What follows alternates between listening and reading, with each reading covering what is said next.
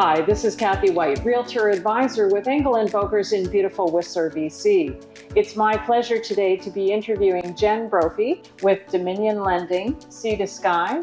Fantastic to meet you here at the amazing Needle Lake Lodge in the Whistler Creekside region. Can you share with us what brought you to Whistler and the Sea to Sky corridor, and what are your favorite hobbies? Well, like many, the mountains are what drew me to Whistler. When I moved here right after finishing university, I was really into golf and skiing.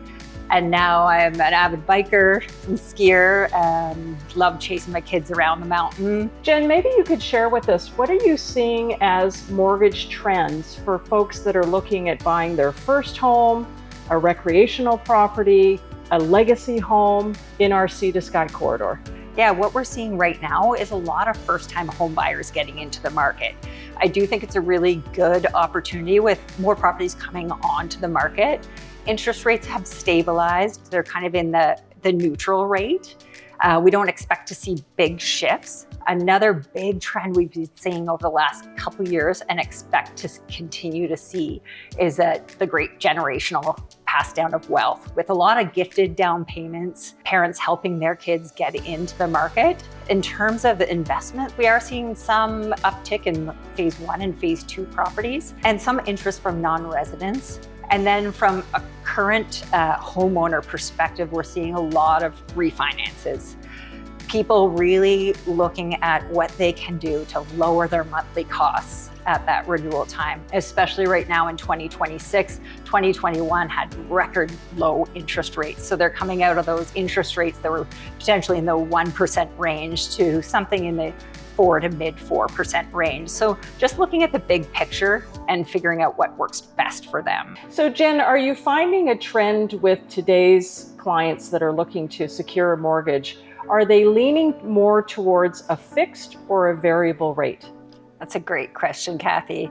The fixed versus variable conversation is really such a personal choice and what they feel comfortable with.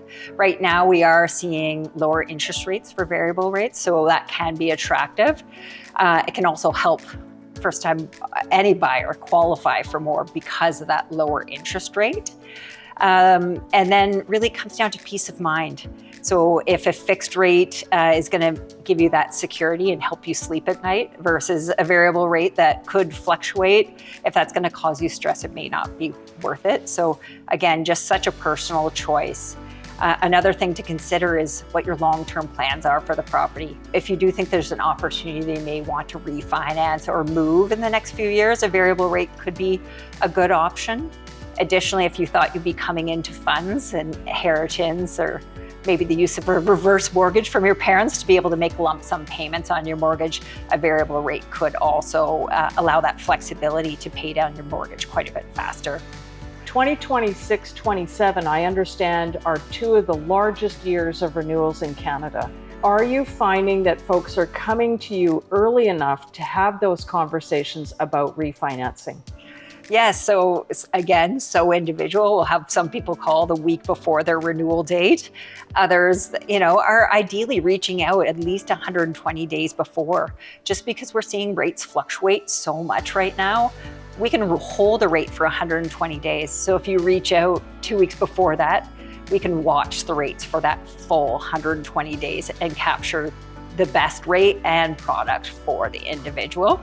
So I'm going to wrap up our conversation today with Jenn Brophy of Sea to Sky Dominion Lending about the different property types that we have in the Sea to Sky corridor.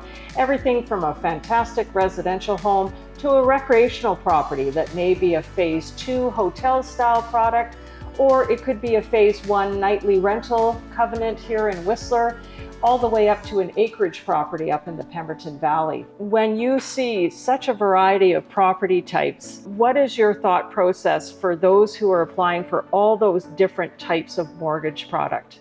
Yeah, so just like every individual is so unique, so are all of the lenders. So it's almost like you can find your perfect lender match. And for us, when we start looking at the application, you almost know immediately who will be the best fit for that individual. Different lenders have different qualifications based on the income source and then also based on the property. So it really narrows down which option will be best suited to the individual borrower.